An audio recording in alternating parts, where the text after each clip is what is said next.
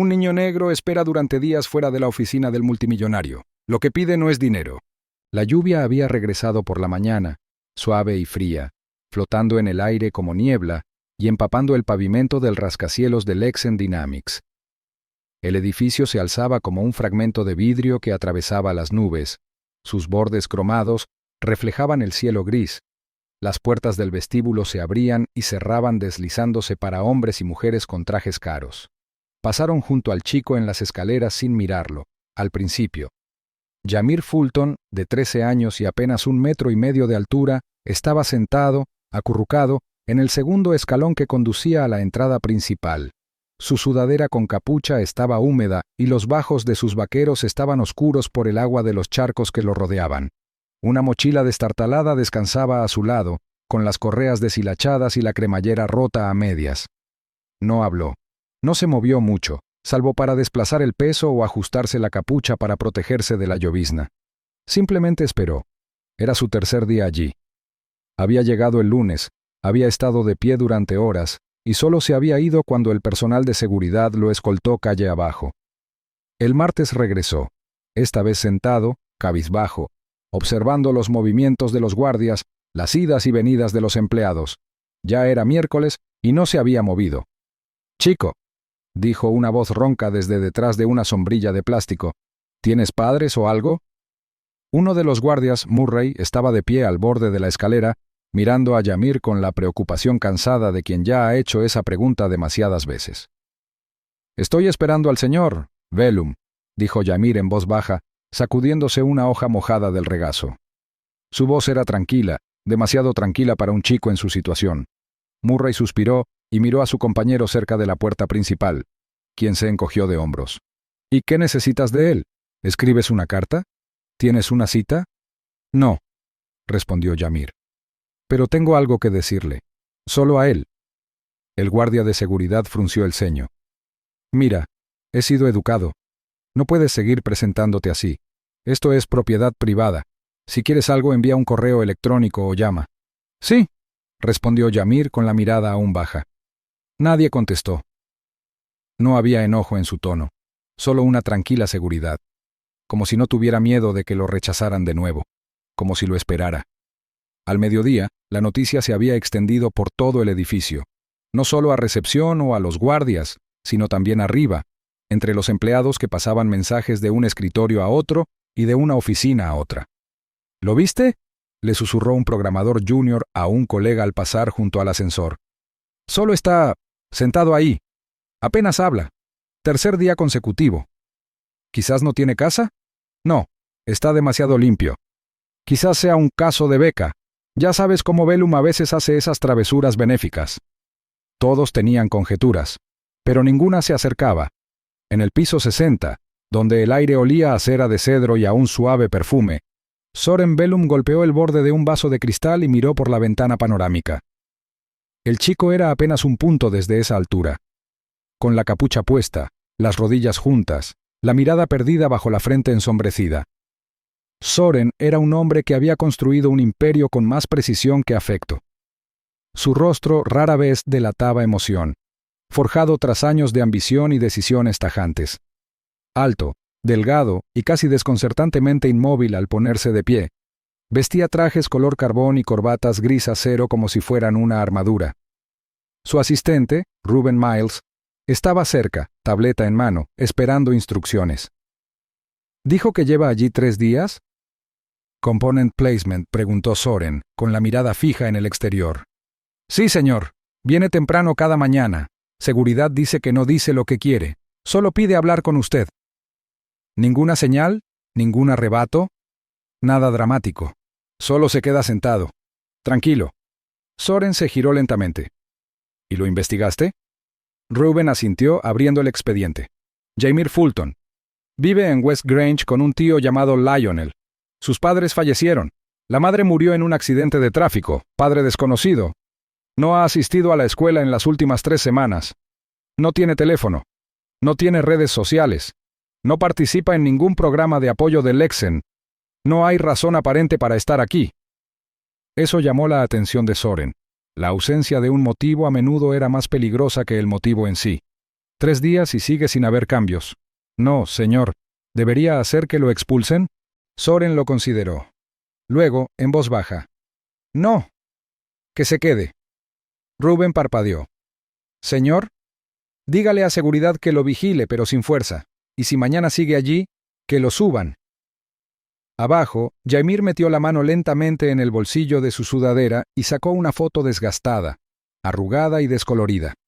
Aparecía él y un chico más alto, sonriendo en un tejado.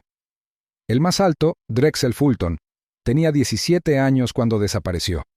Un chico de ojos brillantes y una mente tranquila que se movía más rápido que la de la mayoría de los adultos. Jaimir recordó cómo Drexel solía construir cosas con restos. Radios con teléfonos rotos, drones con piezas viejas de consolas. Había ganado un premio de ciencias en un programa de una pequeña ciudad, y su foto había salido en el periódico local. Pero hacía 6 meses, todo cambió. Drexel había empezado a actuar nervioso, paranoico. Le dijo a Jaimir que tuviera cuidado en las calles, que siempre buscara patrones. Y entonces, una noche, Drexel no volvió a casa, sin previo aviso, sin nota. Acababa de desaparecer. La policía lo calificó de fuga. Su tío Lionel dijo que quizás se había metido en algo malo, drogas o una pandilla. Pero Jaimir sabía que no era así. Drexel había dejado un último mensaje en los márgenes de su cuaderno, oculto en la contraportada como un código. Decía: encuentra al hombre con la columna metálica. Pregúntale por qué las luces de West Grange parpadeaban la noche que desaparecí. Y Jaimir se dio cuenta. De vez en cuando, la luz en West Grange parpadeaba, solo un segundo. Las farolas se atenuaban. Las alarmas de los coches sonaban, y siempre venía con un zumbido bajo, como una frecuencia lejana que hacía doler los dientes. Drexel también lo había notado. Había rastreado el patrón, dibujado mapas. Y justo antes de desaparecer, le había dicho a Jaimir que no era un apagón, sino una señal. Una señal que apuntaba a Lexen Dynamics. La primera vez que Jaimir vio a Soren Bellum en televisión, el hombre anunciaba el nuevo prototipo de red inteligente de la ciudad, una forma de modernizar los barrios y reducir el desperdicio de energía. Todo era energía limpia, cifras precisas y sonrisas. Pero Jaimir vio el cuaderno de Drexel y reconoció los esquemas al fondo. Drexel los había dibujado meses antes del anuncio. ¿Cómo era posible? A menos que... Ahora, mientras el viento arreciaba, Jaimir guardó la foto y volvió a mirar el edificio. En algún lugar dentro había respuestas. Tal vez no en el primer piso, ni siquiera en el 50º. Pero alguien allí sabía lo que había pasado. Y Soren Bellum era el único hombre con el poder suficiente para enterrar una verdad tan grande. Esa noche, mientras las luces de la oficina se atenuaban y la última oleada de empleados salía del edificio, Jaimir se quedó en las escaleras. Le dolía el estómago de hambre, pero no se movió. Al otro lado de la calle, un hombre lo observaba desde el interior de un sedán aparcado. Llevaba una gorra calada y su pierna izquierda se contraía cada pocos segundos. Una vieja lesión que aún se estaba curando. Sus ojos permanecían fijos en Jaimir y sus dedos tamborileaban con un ritmo extraño en el volante. En el asiento trasero había una maleta llena de herramientas, no armas, sino componentes tecnológicos. Cableado, nodos, sensores, implantes. El hombre murmuró para sí mismo: sigue vivo, chico, pero si sigues cavando, serás el siguiente. Las luces de West Grange parpadearon una vez esa noche. Un instante, silencioso, como un susurro en la oscuridad. Jaimir lo notó, y sonrió. Se acercaba. A la 4ª mañana, las puertas de cristal de Lexen Dynamics se abrieron no con resistencia, sino con silenciosa expectación. La llovizna de antes se había secado, dejando marcas en los escalones de hormigón donde Jaimir Fulton había esperado durante casi media semana. Su sudadera con capucha aún estaba húmeda por los bordes y sus zapatillas chirriaron levemente sobre el suelo de mármol pulido, mientras el guardia de seguridad lo guiaba por el amplio vestíbulo. Los guardias ya no lo miraban como una molestia. Algunos le dedicaban breves miradas de curiosidad, otros, de compasión. Los susurros se habían extendido por todos los niveles de la reluciente torre hasta llegar al hombre en la cima, Soren Bellum. El ascensor fue silencioso. El guardia junto a Jaimir tocó su placa de identificación y el ascensor respondió con un suave timbre antes de ascender rápidamente, casi demasiado rápido para sentirlo. Yamir observó los números digitales de los pisos que parpadeaban hacia arriba. Su reflejo lo observaba desde el interior con detalles dorados. Tras su expresión tranquila, sus pensamientos corrían a toda velocidad, no con pánico, sino con cálculo. Sabía que este momento llegaría, simplemente no lo había esperado tan pronto. Cuando las puertas del ascensor se abrieron, el último piso quedó inquietantemente silencioso. No había asistentes afanados, ni teléfonos sonando. Solo un largo pasillo, revestido de vidrio esmerilado y acero cepillado, que conducía a una puerta de madera oscura que se abría lentamente al acercarse. El hombre que esperaba dentro no se parecía en nada a los magnates tecnológicos que aparecían en las pantallas de televisión. Soren Velum era delgado, de unos 40 y tantos años, con canas en las sienes y rasgos afilados y simétricos que parecían tallados en piedra. No llevaba corbata, solo una chaqueta de traje negra sobre una camisa blanca con el primer botón desabrochado. Su columna vertebral estaba anormalmente recta, una sutil señal del implante de titanio que, según se rumoreaba, le había salvado la vida tras un accidente de laboratorio años atrás. Pero lo que más llamó la atención de Yamir fueron sus ojos, fríos, inteligentes y constantemente escrutadores. «Debe ser Yamir Fulton», dijo Soren, señalando una silla frente a su escritorio. «Has sido paciente. Eso es raro hoy en día». Yamir entró lentamente, con la mirada fija en el suelo y las esquinas del techo, rastreando las cámaras ocultas, las rejillas de ventilación y los sensores de movimiento. Se sentó, con una postura firme. «Gracias por recibirme», dijo en voz baja, y luego miró a Soren directamente a los ojos. «Pero no vine a pedirte un favor». Soren se recostó cruzando las manos. «Eso he oído. La pregunta es, ¿por qué estás aquí?» Yamir no parpadeó. «Para contarte una historia». Soren arqueó una ceja intrigado. Le indicó al chico que continuara. Yamir empezó por West Grange, un distrito poco conocido a las afueras de la ciudad. Describió cómo las luces habían empezado a parpadear a horas extrañas apenas unas semanas después de que Lexen Dynamics instalara su red eléctrica experimental. La gente lo atribuyó a un mal cableado o al clima, pero Yamir notó algo diferente. No era aleatorio, dijo.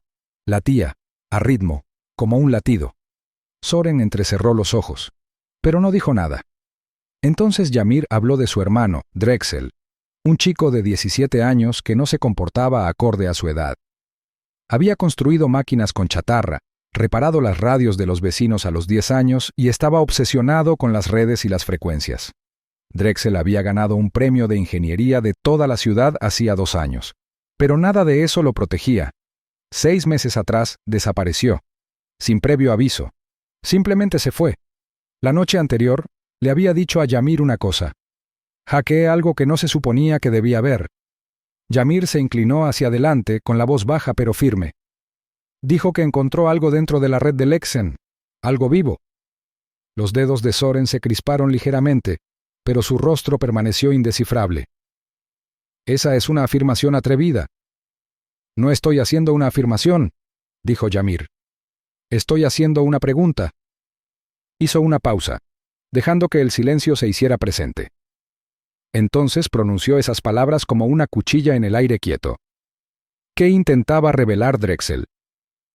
Por un breve instante, algo cambió en los ojos de Soren. Un destello de reconocimiento, o quizás una advertencia. Luego desapareció. Se levantó de la silla y se dirigió a los altos ventanales tras su escritorio. El horizonte brillaba afuera, torres de cristal que se extendían hacia las nubes mientras los drones pasaban en silencio. «Siento lo de tu hermano», dijo finalmente, con voz neutra. «Pero no sé nada de él, y desde luego no sé qué pudo haber encontrado». Yamir no respondió. Solo asintió lentamente y se puso de pie. «Gracias por su tiempo». Mientras se dirigía a la puerta, Soren volvió a hablar, tranquilo, pero directo. «Eres un chico inteligente. Sigue estudiando. Aléjate de los caminos peligrosos. La obsesión te vuelve imprudente». Yamir no se giró. La obsesión no se llevó a Drexel, algo más lo hizo. Luego se fue. Abajo, en el vestíbulo, se detuvo cerca de un helecho en maceta junto al mostrador de seguridad, agachándose un momento para atarse el zapato. Con un pequeño movimiento, pragmático, deslizó una memoria USB bajo el borde de la maceta, dejándola reposar tras un grupo de raíces. Sabía que el sistema de vigilancia con inteligencia artificial del edificio lo notaría. Ese era el punto. Afuera, la lluvia había vuelto, ligera y brumosa.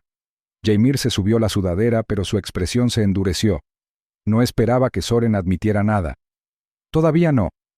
Pero ya había visto suficiente. Un tic en la mano. Una mirada que se demoró demasiado. Alguien detrás de ese mostrador sí sabía el nombre de Drexel.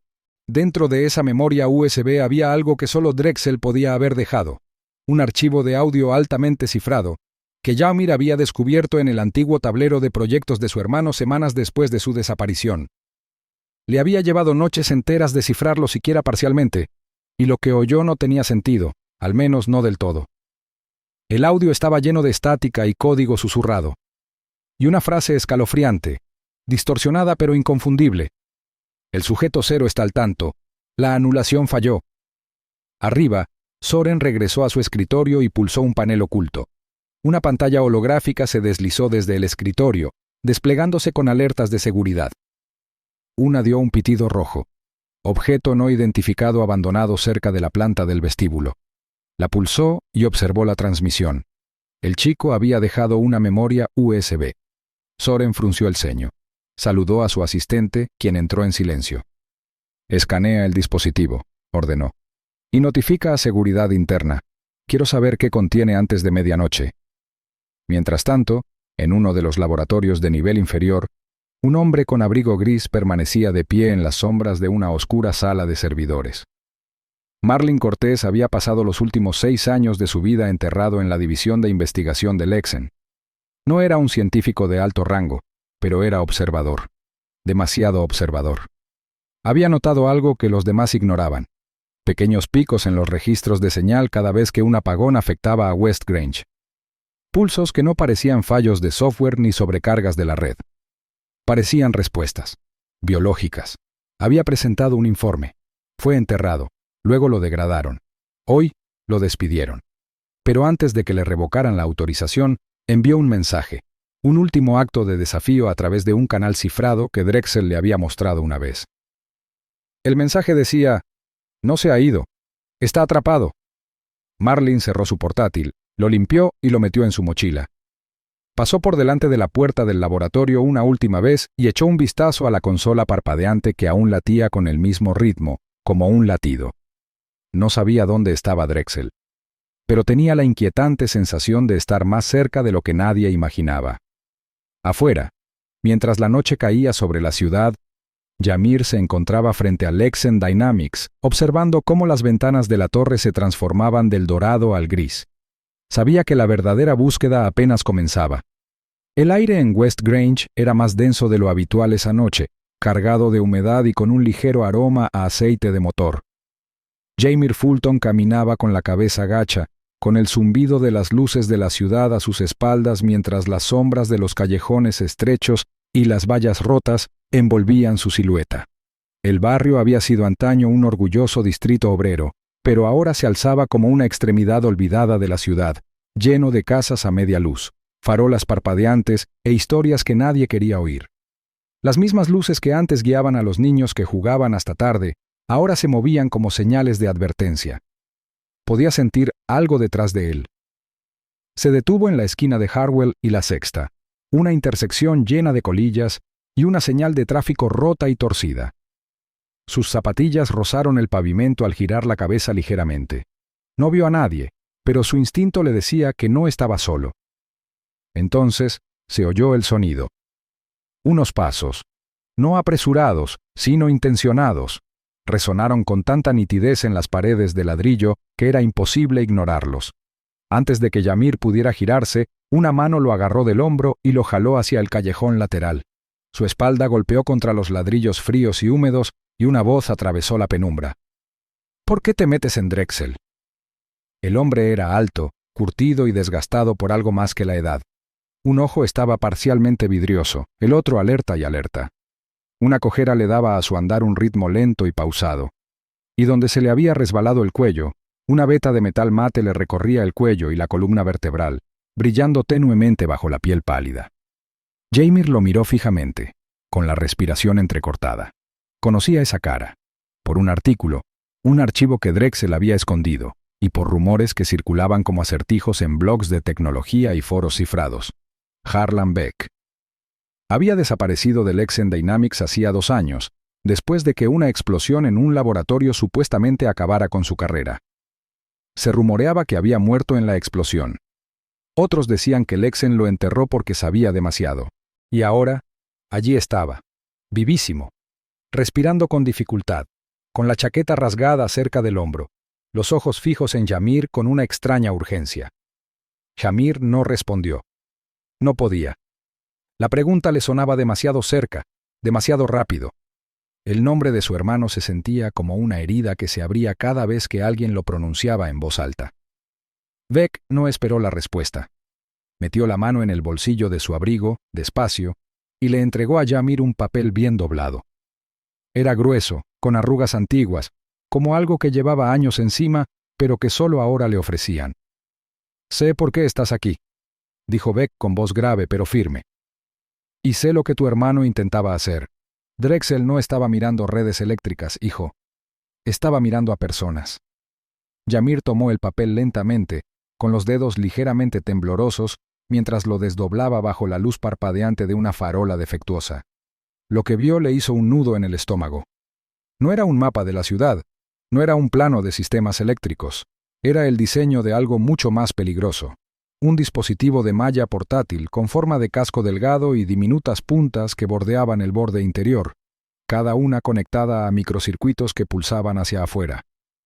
Unas notas garabateadas en los bordes mencionaban sincronización de ondas corticales, calibración de frecuencia cerebral y algo etiquetado como Proyecto Hecho Sync Kun 2.3. Jamir levantó la vista, con la garganta seca. «¿Qué es esto?» Beck retrocedió un paso, apoyándose en la pared como si el peso de lo que cargaba finalmente lo hubiera alcanzado. «Es una malla neuronal», dijo. «Ilegal según la ley federal, prohibida tras la resolución de Ginebra. Puede influir en los pensamientos de una persona, anular la toma de decisiones. No de forma permanente, pero sí lo suficiente como para hacer que alguien crea algo que no es real u olvide algo que necesita recordar». Jamir apenas podía respirar. «Lexen lo descartó», continuó Beck. «Al menos eso es lo que le dijeron al mundo. Pero Drexel descubrió que no solo siguieron trabajando en ello, sino que lo mejoraron. El sonido del tráfico lejano se filtró en el silencio entre ellos. Cerca, un perro ladró y una sirena ululó débilmente antes de desaparecer. Jamir aferró el plano con más fuerza. «¿Por qué me das esto?» «Porque tu hermano intentó detenerlos, y ahora lo están probando, discretamente, en zonas donde nadie pregunta, lugares como West Grange».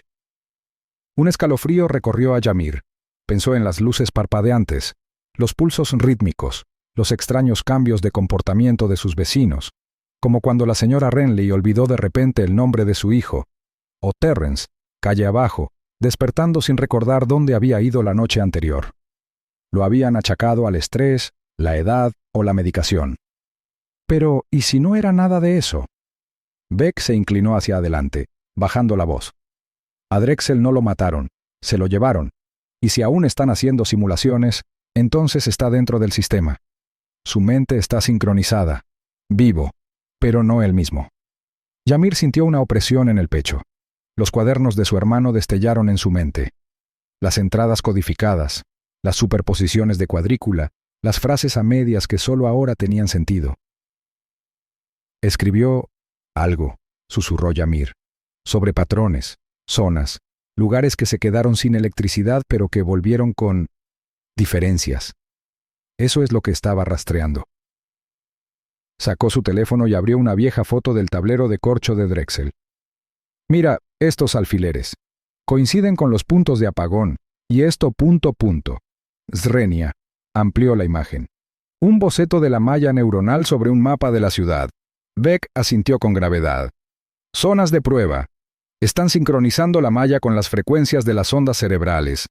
Cada apagón no es un fallo. Es un pulso de sincronización dirigido. Buscan mentes compatibles. Personas cuyas frecuencias naturales coincidan con el patrón de anulación. La voz de Yamir tembló. ¿Y si encuentran una coincidencia? No vuelven iguales. Silencio de nuevo. Entonces Beck se apartó de la pared y se giró para irse. Ahora tienes pruebas. Pero ten cuidado. Soren Bellum no solo entierra los errores, los borra. Espera, gritó Yamir. ¿Por qué ayudarme? ¿Por qué ahora? Beck se detuvo. Por un momento no respondió. Luego, en voz baja, dijo, porque Drexel me recordó a alguien que solía ser, antes de que Lexen me lo quitara. Y entonces desapareció por el callejón. De vuelta en casa, Yamir cerró la puerta con llave y corrió las cortinas. La casa crujía con el viento, y el silencio interior era más denso que la tormenta exterior. Extendió los diarios de Drexel sobre la mesa, hojeándolos cuidadosamente, comparando notas, marcas de tiempo y frases con el plano que Beck le había dado. Una frase se repetía. Sujeto 0. Y junto a ella, una entrada escalofriante. Si desaparezco, no huí. Me atraparon. Esa noche, mientras Yamir trabajaba bajo la luz de la lámpara de su escritorio, algo se agitó en la torre Lexen. En una habitación muy por debajo del nivel del suelo, tras cerraduras biométricas y pasillos insonorizados, Soren Bellum estaba de pie frente a un panel de pantallas virtuales. A su alrededor, los miembros de la junta discutían en voz baja. Las voces nerviosas resonaban en las paredes. Ha habido una brecha, dijo una mujer. Un ex empleado podría haber contactado con el chico Fulton. Si se filtra, estamos expuestos, dijo otro. Tenemos que desconectar la red ahora. Soren no se inmutó. Miró fijamente el holograma que mostraba un mapa brillante de la ciudad. Varios puntos parpadeaban en rojo, zonas identificadas como de alto riesgo. West Grange parpadeaba en amarillo. No, dijo. Ya no podemos contenernos. Es hora de activar el protocolo ECO. La sala se quedó en silencio. Un miembro de la junta, un hombre de cabello plateado con dedos temblorosos, finalmente preguntó. ¿Qué significa eso? Significa, respondió Soren con frialdad, que dejamos que el sistema haga lo que fue diseñado para hacer. Al atenuarse las luces del laboratorio, el dispositivo de malla en el centro de la cámara se iluminó. Una señal de latido pulsó en la pantalla. Estaba buscando, sincronizándose. Afuera, en West Grange, las luces volvieron a parpadear. Y en algún lugar, alguien se quedó sin aliento y olvidó quién era. El teléfono de Yamir vibró. Había aparecido un mensaje de una fuente cifrada que Drexel usaba para acceder. Una palabra. Corre. El aire estaba cargado de tensión mientras la oscuridad se cernía sobre West Grange. Las farolas parpadeaban con incertidumbre, proyectando sombras temblorosas sobre las paredes de los callejones y las fachadas parpadeantes de las tiendas. La ciudad contenía la respiración. Yamir Fulton permanecía inmóvil en las sombras, fuera de la valla metálica de la subestación abandonada de Lexen, con el corazón acelerado por el silencio del apagón inminente. Podía sentir la electricidad en el aire, no solo de la red eléctrica, sino del plan que estaba a punto de poner en marcha. No había vuelta atrás. Se puso la capucha de la sudadera, metió la mano en el bolsillo y sacó el chip de datos roto que Beck le había dejado en la palma 2 noches atrás. El teclado de la puerta de seguridad brilló tenuemente. Yamir tecleó el código de anulación de 6 dígitos. Por un segundo, no ocurrió nada. Entonces se oyó el suave siseo hidráulico al abrirse la compuerta, con el metal oxidado chirriando en señal de protesta. El interior de la subestación estaba más frío de lo que esperaba. Viejos paneles de control cubrían las paredes como soldados olvidados, con sus pantallas apagadas hacía tiempo. Pero en el centro de la sala, enterrada bajo cables sueltos y un aislamiento roto, se alzaba la terminal de acceso, moderna, viva y zumbando. Era la interfaz de malla neuronal oculta de Lexen, abandonada hacía tiempo del registro público, pero claramente aún activa. Drexel sabía que no estaba desmantelada. Ahora, Yamir lo demostraría. Deslizó el chip de datos en el puerto de la terminal. La pantalla se iluminó con un mensaje de código. Secuencia de carga iniciada. Yamir dudó. Su mano se cernía sobre el teclado mientras el peso de todo lo oprimía. La voz de su hermano, rota y distorsionada por aquel último registro de audio, volvió a resonar en su memoria. Ven tus pensamientos antes de que los pienses. pero aún puedes elegir. Esa elección era ahora. Ingresó el comando final y vio cómo la pantalla explotaba en líneas estáticas y advertencias rojas irregulares. Toda la interfaz tembló. Entonces empezó. Tras él, un fuerte golpe sordo resonó desde la parte trasera de la estación. Un nodo de energía se activó, luego otro, cayendo en cascada como fichas de dominó. Saltaron chispas del conducto del techo y las luces parpadearon violentamente. La malla neuronal estaba reaccionando. Al otro lado de la ciudad, en los pisos superiores de la Torre Lexen, se había desatado el caos. Soren Marik irrumpió en la sala de juntas con la mirada perdida. Las alarmas sonaban a su alrededor. Los miembros de la junta se gritaban entre sí, exigiendo respuestas mientras los sistemas eléctricos de la mitad de la red se desestabilizaban. La distracción de Beck había funcionado mejor de lo esperado. El exgerente de proyecto, dado por muerto, había regresado como un fantasma y ahora se encontraba en la zona de seguridad, ignorando los protocolos con una credencial de administrador robada y una sonrisa que insinuaba venganza. ¿Crees que esto es para exponer?, preguntó Beck con calma por el comunicador mientras las luces rojas parpadeaban. Esto es para liberar. Soren no respondió. Se movió con urgencia, tomando el ascensor express hasta el subnivel 3, el ala de control neuronal. No confiaba en nadie más con lo que estaba a punto de suceder. De vuelta en la subestación, Yamir observó cómo la pantalla se ondulaba. Entonces, a través de la distorsión, un destello de reconocimiento. Una voz, débil pero inconfundible, llegó por los altavoces. Inicializando, Drexel Fulton, modo eco de memoria. Yamir se quedó sin aliento. La pantalla mostraba líneas de datos del mapa neuronal, curvas sinápticas, patrones de sincronización de ondas, con fechas de más de un año atrás. Activó el script de recuperación de memoria que Drexel había dejado, oculto en una subcarpeta etiquetada solo como JF. La terminal comenzó a latir con luz, unificando los datos dispersos.